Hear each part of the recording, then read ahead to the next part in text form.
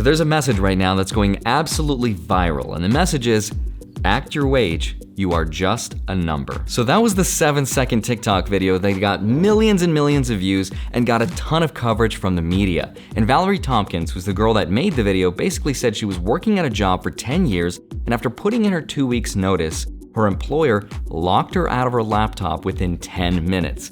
So the takeaway is to act your wage because you are just a number.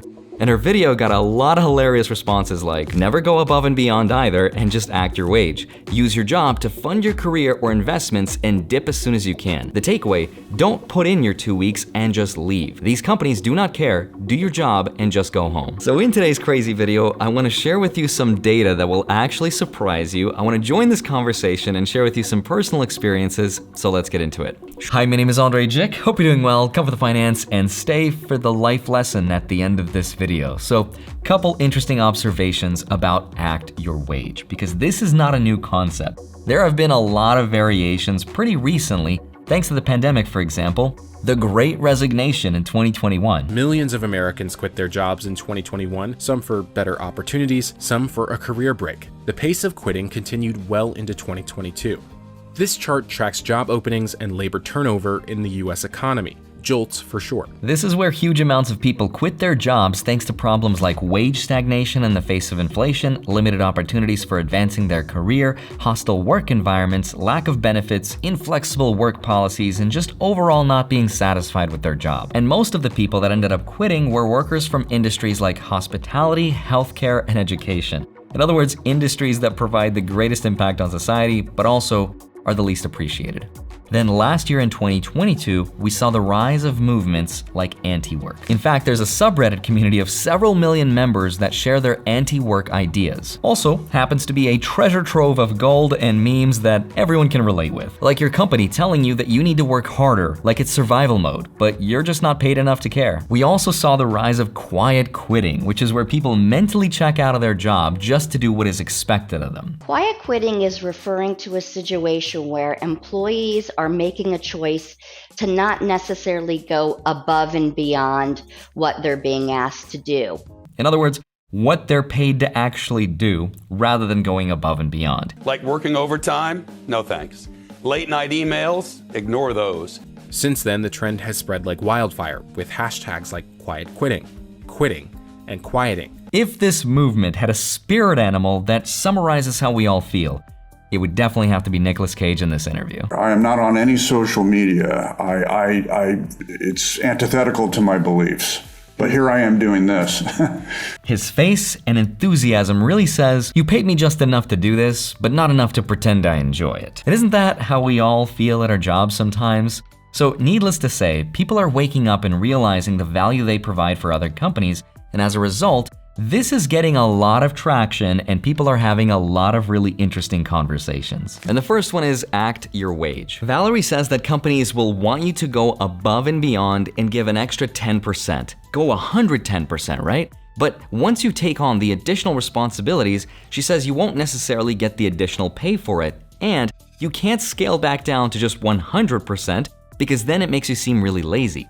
Valerie also says that it's actually possible to find a new job that will pay you more and reward you with that promotion you've always wanted without having to break your back. And believe it or not, what Valerie is describing is a real thing that happens in the economy, and there's a very special word for it. It's called wage compression. Now, there's a couple different definitions of this, but one of them, for example, is let's say you worked as a specialist for 2 years at a company. In those 2 years, that company will grow, and it might need to hire more specialists. Well, in those 2 years, guess what happens? Inflation. Not only the price of stuff goes up, but wage inflation as well. This is inevitable. This means that when a company has to hire on that new specialist position, it also has to offer those newer, higher competitive wages for their new employees. That is how you can get multiple people working for the same position where the newer employees get paid more than older ones. That's wage compression. And speaking from personal experience, I've actually had this happen to me. In 2014, I was working for a startup as a video editor earning $15 an hour. The company was growing really fast and we needed to hire another video editor. Now keep in mind, up until this point, I was working at a more senior position for several years now. Well, I've quickly learned that the person we hired got paid the exact same amount I was. Once I found that out, I was really upset because I thought, taking on this extra responsibility of having to be someone else's boss is not exactly what I signed up for, especially since I wasn't getting paid more for it, so that's unfortunate. The good news though is that there is actually a solution. And the solution is to buy my course where I will teach you how to side hustle 3-card Monty style. Just kidding, I'm an idiot. I won't actually do that. Here's the actual solution. So the one piece of advice that I wish I knew and that I wish I'd taken is to switch jobs every 2 to 3 years. And that's about the sweet spot and enough time to tell future employers that might hire you that you are committed to a long-term job without your resume looking like you're just bouncing around and you don't know what you're doing. In fact, according to a 2023 jobs data from Zippia, wage growth for job switchers is 47% higher than those who stay in their current job because on average, you can expect to increase your salary by 14.8% by moving, which is compared to wage growth, which is only 5.8% on average if you stick with your old job. So even data shows that being loyal and sticking to one job for the long term is not the most financially rewarding thing to do. So Valerie from TikTok was actually right. Loyalty doesn't pay, switching jobs does. Unfortunately, there is one industry where this doesn't actually work, and that is leisure and hospitality, which had a negative wage growth when switching jobs. So RIP my Vegas friends. Now, the good news is that data shows most of the people that watch my YouTube videos happen to be within 25 to 34 years old, and that is also the range that sees the highest average increase across the board for switching jobs at almost 10%. Now, this is a true story, and I know this is anecdotal, it's not representative of everyone, but one of my closest friends who works in marketing switched about 3 or 4 times in the last 4 years, about one job for every year. He went from making $50,000 a year to now over $100,000 per year. That is the fastest I've seen anyone double their income. So switch jobs and do it often. Another point I'd have to agree with in the comment section of that video is to use your savings and investments to fund what you actually want to do. And this is exactly what I did before I started YouTube. I worked my butt off for 10 years and I saved and invested the difference by living below my means, and I built myself a dividend portfolio that I knew worst case scenario I could survive off of for just a little while. It was not a lot of money, and you're gonna laugh, but it was $500 a month. I've kept records of that progress since 2014. Now at the time, my expenses were extremely low because I rented out a room on Airbnb which paid for my entire rent, I didn't have a car because I worked from home, and I bought groceries at the 99-cent store. True story.